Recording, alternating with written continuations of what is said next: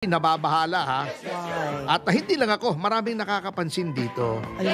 'Di ba noon ating medyo kinalungkot natin na bagamat dinefer o pinagpaliban ng Pangulo ang paglagda ng budget dahil sa mga pagtutol ng marami, lalong-lalo na doon sa issue na mas malaki, di hamak ang budget ng DPWH kaysa sa kagawaran ng edukasyon. Opo. Na ito ay labag sa mga nasusulat sa saligang batas, ay nagtanggal lang ng konti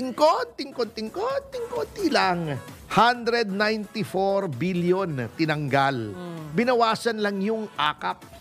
Alam mo, kung ikaw ay malisyoso, hindi ko sinasabi ako, walang pruweba ha.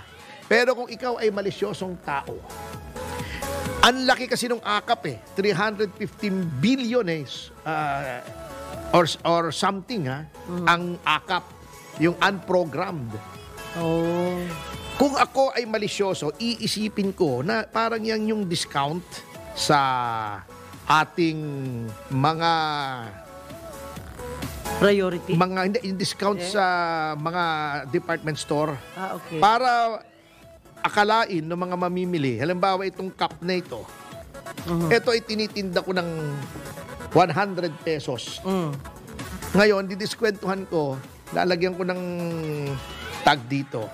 150 pesos bago ikisan ko. Now, only 100 pesos. Ayun. O akala mo nakadiskwento sila, pero nabenta mo sa tamang presyo na gusto mo.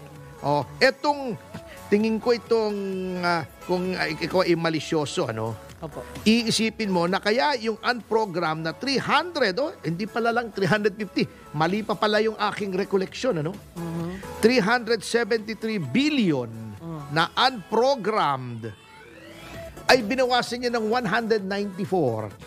Iisipin ko kung ako'y malisyoso na etong 373 ay talagang dinagdagan nila ng malaki para kunyari nabawasan. Pero ang nangyari, nakuha mo rin yung gusto mo. Lumabas pang bida, kuno-kuno ang Pangulo. Kung ako'y malisyoso. Kaya lang hindi ako malisyoso, napakabait kong tao So, I'm willing to give the President the benefit of the doubt na talagang tinanggalan niya. Ngunit, ang problema dito sa AKAP pa rin ay, di ba sabi nila, gusto naming tumulong sa mga mahihirap. Bakit yung 4-piece? Tinanggalan nila ng 50 billion, nilagay nila sa AKAP. Di ba mas mahirap yung recipient ng 4-piece? Yun ang poorest of the poor talaga. And okay naman yung 4-piece. Yun ay conditional. Basta napapatupad lang yun. Kasi hindi naman yun strictly dole out. Ayun. Di ba sabi, bibigyan ka namin ng ganito pero ikaw ay magtrabaho, mag-aral ka. Huwag mo namang gamitin pang taya ng wedding. O kaya pang subscribe sa Viva Max. Oo, hindi sa ayaw. Etong hindi ko nagugustuhan dyan sa paliwanag doon sa AKAP kasi yan ang talagang bone of contention unprogrammed yan discretionary yan. Unang-una, di ba yung 4-piece, nilalagay sa ATM yun Opo. Kasi napakahirap doon. Automatic. Ang recipient niyang 4-piece ay milyon na katao. Hindi practical, tipunin mo yan. Ito nga hindi ko malaman kung bakit itong mga ating mga mambabatas, mga politiko, kung hindi nyo ginagamit yung ayuda para sa politika, why do you insist na magtipon-tipon yung mga tao at kayo mismo magbibigay? Ilan lang ba matitipon nyo sa isang araw?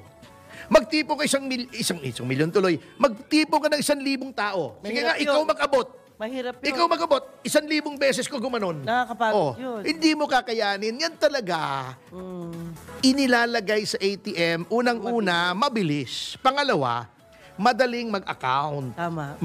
Di ba? Okay.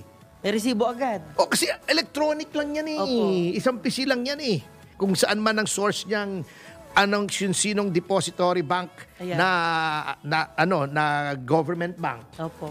Isang pisi lang yan. 100,000 transfer, pak. Electronic na tayo ngayon. Bakit gusto nyo Ibig nyo sabihin yung recipient niyang ayuda na 100,000, aabutan nyo personally. Bakit gusto nyo yun? Mahirap yun. Wala na kayo nagawa. Hindi na kayo nakaligo. Di ba? Tama naman eh. Hindi na kayo nakaspend ng time sa pamilya nyo buong araw. Time and motion study mo yan. Ha? 1 minuto lang ang spend mo sa isang tao. Pagod ka na. Pagod ka na. Ititipon mo pa yan. Kukuha ka pa ng venue.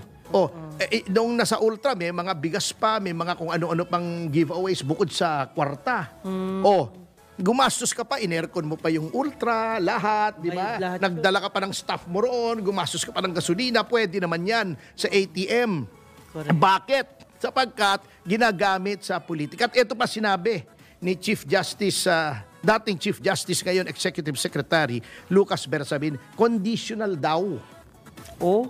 May conditional daw, may mga guidelines, pero may nagtanong sa kanya, paano po kinaabuso? Di magreklamo kayo? Bakit ibinigay nyo, itinapon nyo sa mamamayan ang pagreklamo? Case-to-case basis, 10,000 reklamo, iahain namin. Hindi ba dapat ang gobyerno na ang nagsisiguro na hindi maabuso ito? Bakit napakaluwag? Ito pa, hindi ko nagustuhan bago tayo matapos.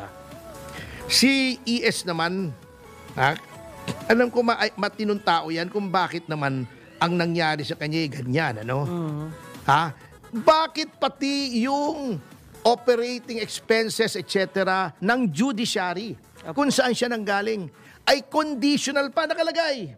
Sa mismong press release ng Philippine News Agency, official press release, pati daw yun sa judiciary, ay conditional. Hindi ba may fiscal autonomy? Kaya nga po may mga nakabinbin na mga batas, na mga bills, panukalang batas sa House at saka sa Senate na nagbibigay ng judicial fiscal autonomy. Bakit? Para hindi na pe-pressure ang mga hukuman, lalong-lalo na ang Korte Suprema. Bago gagawin mo conditional yung implementation ng budget ng judiciary, ay grabe naman yan. Umayos naman po tayo. Galing po kayo dyan. Alam nyo kung gaanong halaga ng fiscal autonomy ng hudikatura. Kailangan talagang may kasarinlan yan pagdating sa pananalapi. Otherwise, i-hold hostage ng executive yung pondo para mabend ang will ng judiciary. Hindi po tama yan. ES, ayusin po natin yan na hindi pwedeng conditional yan sa judiciary. I-release nyo na. I-audit naman po yan, post-audit, di ba? Alam naman natin, lahat naman tayo nagtrabaho sa gobyerno. So, ibig sabihin, attorney? Nakakalungkot na yung ES pa, na dapat siya, he should have been the one to take the cudgels for fiscal autonomy, ay pumapayag siya na conditional yung sa judiciary. Mabigat. Ayun.